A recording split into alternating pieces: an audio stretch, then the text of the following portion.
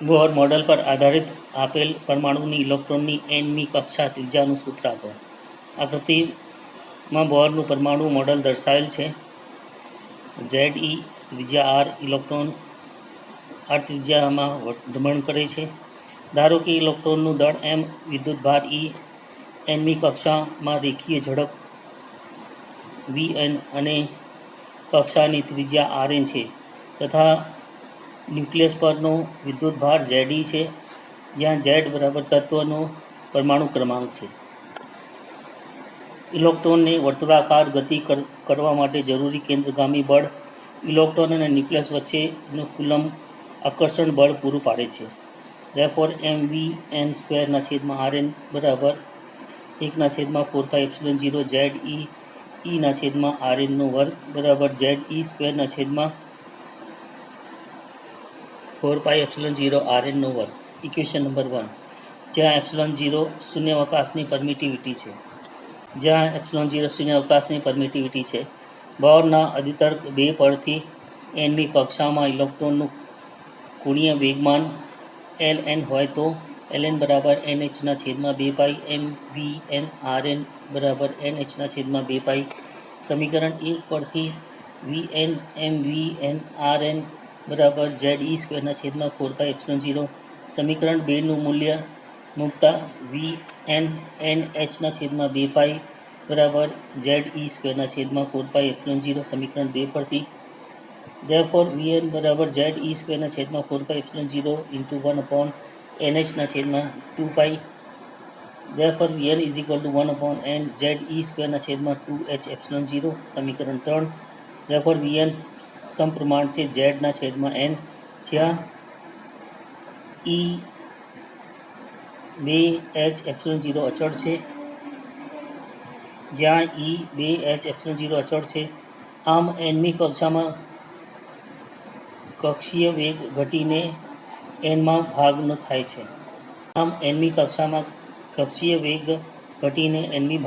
છે. હાઇડ્રોજન પરમાણુ માટે Z બરાબર 1 લેતા Vn proportional to 1/n. સમીકરણ 2 પરથી Rn બરાબર nh/2π mvn.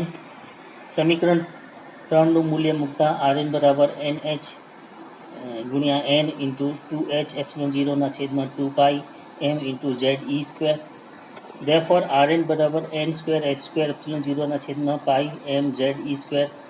Therefore Rn proportional to n²/z. બાકીના બધા પદો અચળ છે. હાઇડ્રોજન માટે Z બરાબર 1 પર Rn બરાબર n²h²0/π me². સમીકરણ 4 Therefore Rn proportional to n². બાકીના પદો અચળ છે. સૌથી અંદરની કક્ષા n બરાબર 1 માટે કક્ષીય ત્રિજ્યા બોર ત્રિજ્યા કહે છે અને તેને A0 સંકેત વડે રજૂ કરી શકાય છે. R1 બરાબર A0 બરાબર n²(h²0/π me²) h/0 π m અને E આ પ્રચલિત મૂલ્યો મૂકતા h/0 π m અને E ના પ્રચલિત મૂલ્યો મૂકતા A0 બરાબર 5.29 × 10⁻11 મીટર અથવા તો આશરે 0.53 એંગસ્ટ્રોમ મળે છે. બોરના પરમાણુ મોડલ માટે એનમી કક્ષાની ત્રિજ્યા Rn બરાબર n²h²0/π m Ze². સૂત્ર સ્વીકારીને ઇલેક્ટ્રોનની કુલ ઉર્જાનું સૂત્ર તારવો. આકૃતિમાં બોરનું પરમાણુ મોડલ દર્શાવેલ છે.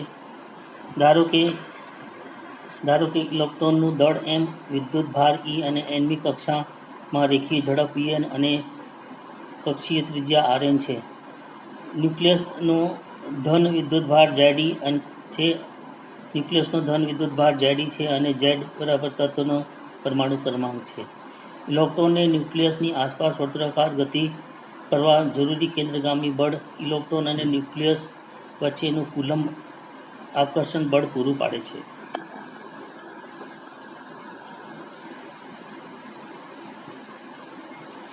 mvn²/rn બરાબર Ze e/4πε0 rn². Therefore 1/2 mvn² બરાબર Ze²/8πε0 rn.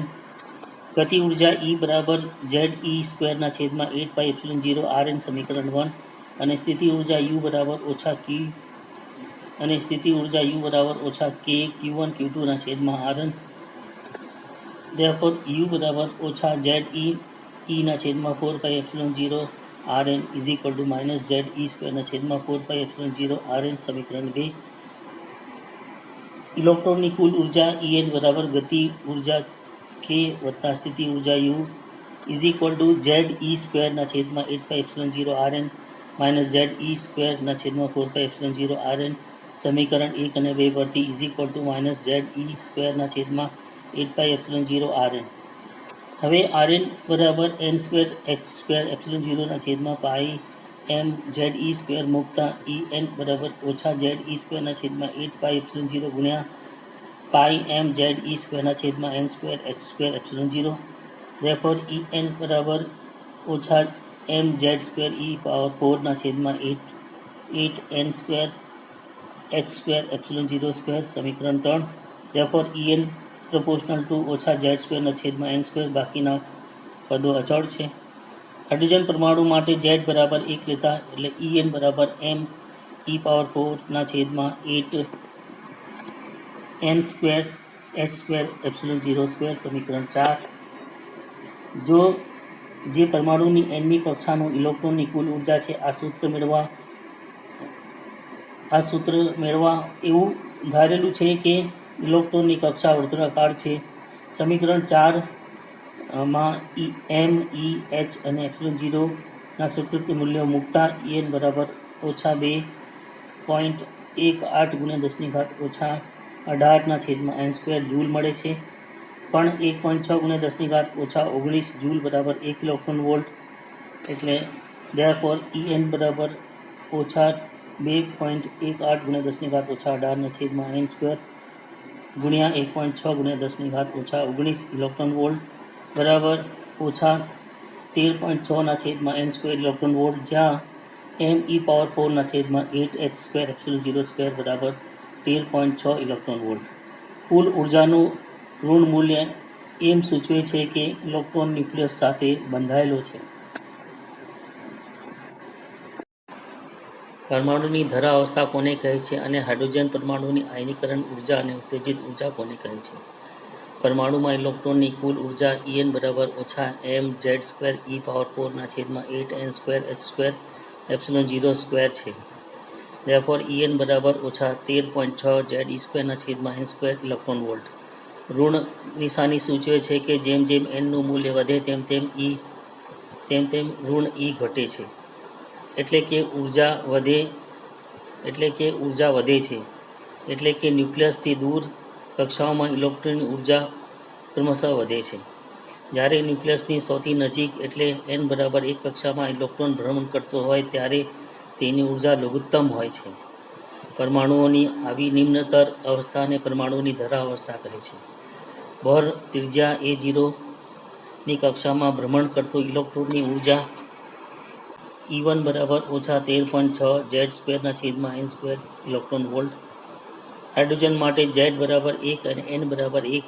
Therefore E1 બરાબર ઓછા 13.6 ઇલેક્ટ્રોન વોલ્ટ. આથી હાઇડ્રોજન પરમાણુની ધરા અવસ્થામાંથી ઇલેક્ટ્રોનને મુક્ત કરવા માટે જરૂરી ઉર્જા 13.6 ઇલેક્ટ્રોન વોલ્ટ છે, જેને હાઇડ્રોજનની પરમાણુની આયનીકરણ ઉર્જા કહે છે. આ ભાગના હાઇડ્રોજન પરમાણુઓ ઓરડાના તાપમાને ધરા અવસ્થામાં હોય છે. જ્યારે આ પરમાણુ કંઈક રીતે ઉર્જા પ્રાપ્ત કરે છે ત્યારે તે ઇલેક્ટ્રોન દૂરની ઊંચી અવસ્થામાં જવા માટે શક્તિમાન બને છે, જેને પરમાણુની ઉત્તેજિત અવસ્થા કહે છે.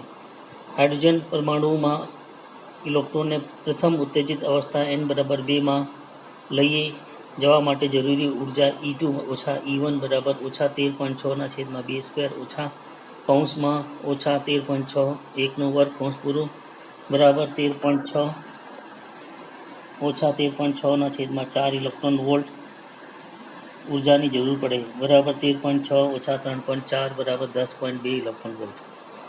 અને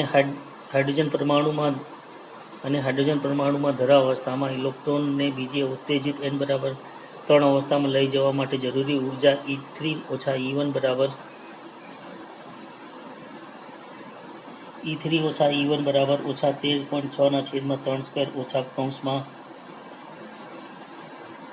ઓછા 13.6/1² કૌંસ પૂરું બરાબર 13.6 ઓછા 1.51 બરાબર 12.09 ઇલેક્ટ્રોન વોલ્ટ.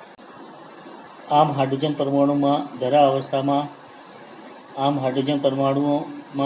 ધરા અવસ્થામાંના ઇલેક્ટ્રોનને બીજી ઉત્તેજિત અવસ્થામાં લઈ જવા માટે 12.09 ઇલેક્ટ્રોન વોલ્ટ ઉર્જાની જરૂર પડે છે.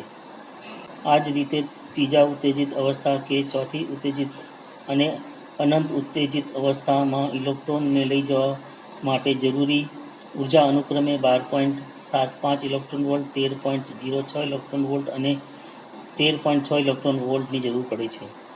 જો ઉત્તેજિત અવસ્થામાંથી ઇલેક્ટ્રોન ઓછી ઉર્જાવાળા અવસ્થામાં પાછો આવે ત્યારે આ પ્રક્રિયામાં એક ફોટોનનું ઉત્સર્જન થાય છે. જેમ જેમ હાઇડ્રોજન પરમાણુની ઉત્તેજિતતા વધે છે, એટલે કે જેમ જેમ n વધે તેમ તેમ ઉત્તેજિત અવસ્થામાંથી ઇલેક્ટ્રોનને મુક્ત કરવા માટે જરૂરી લઘુત્તમ ઉર્જા ઘટતી જાય છે. આ સમીકરણ En બરાબર ઓછા 13.6/n² ઇલેક્ટ્રોન વોલ્ટ પરથી હાઇડ્રોજન પરમાણુઓને સ્થાયી અવસ્થાનું ઉર્જા સ્તર આકૃતિમાં દર્શાવેલ છે. તમે જોઈ શકો છો. ઇલેક્ટ્રોનને E બરાબર 0 ઇલેક્ટ્રોન વોલ્ટથી ઉપરની કોઈ પણ ઉર્જા હોઈ શકે છે. આવી સ્થિતિમાં ઇલેક્ટ્રોન મુક્ત છે. આમ આકૃતિમાં દર્શાવ્યા મુજબ E બરાબર 0 ઇલેક્ટ્રોન વોલ્ટની ઉપર ઉર્જા અવસ્થાનો એક સળંગ વિભાગ છે. આકૃતિમાં જુદી જુદી કક્ષાઓ માટે ઇલેક્ટ્રોનની ઉર્જાને ઊભી અક્ષ પર આડી રેખાઓ વડે દર્શાવવામાં આવે છે. હાઇડ્રોજન પરમાણુઓની ઉર્જા સ્તર આડી રેખાઓ વડે દર્શાવેલ છે. જેમ જેમ ક્વોન્ટમ નંબર વધે તેમ તેમ બે ક્રમિક ઉર્જા સ્તરો વચ્ચેની ઉર્જાનો તફાવત ઘટતો જાય છે. હાઇડ્રોજન પરમાણુમાં ઇલેક્ટ્રોનની ઊંચી અવસ્થામાંથી નીચી ઉર્જા અવસ્થામાં સંક્રાંતિ કરે ત્યારે ઉત્સર્જાતા વિકિરણની આવૃત્તિ અને તરંગ સંખ્યાનું સૂત્ર મેળવો. બોહર મોડેલની ત્રીજી પૂર્વધારણા પરથી જ્યારે પરમાણુનો ઇલેક્ટ્રોન ઊંચી ઉર્જા અવસ્થા Ni માંથી નીચી ઉર્જા અવસ્થા Nf માં સંક્રાંતિ કરે છે ત્યારે તેમની ઉર્જાના તફાવત જેટલી ઉર્જાનો ફોટોન ઉત્સર્જિત થાય છે. અહીંયા Ni greater than Nf. Ni અવસ્થામાં ઇલેક્ટ્રોનની ઉર્જા ENi બરાબર ઓછા me⁴/8ε02h²ni². સમીકરણ 1. Nf અવસ્થામાં ઇલેક્ટ્રોનની ઉર્જા ENf બરાબર ઓછા me⁴/8ε02h²n². સમીકરણ 2. ENi greater than ENF. ENi ઓછા ENF બરાબર ઓછા me⁴/8ε02h²n². ઓછા me⁴/8ε02h²n². કૌંસ પૂરું. hμIF બરાબર me⁴/8ε02h²1/nf² ઓછા 1/ni². કૌંસ પૂરું. જે હાઇડ્રોજન પરમાણુના વર્ણપટ માટે ઉર્જાનું સૂત્ર છે. Therefore, VIF બરાબર me⁴/8ε02h³ કૌંસમાં 1/nf² ઓછા 1/ni². કૌંસ પૂરું. જે વિકિરણની આવૃત્તિનું સૂત્ર છે. પણ C બરાબર λIF μIF.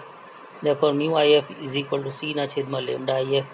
Therefore, C/λIF me⁴/8ε02h³ કૌંસમાં 1/nf² ઓછા 1/ni². કૌંસ પૂરું.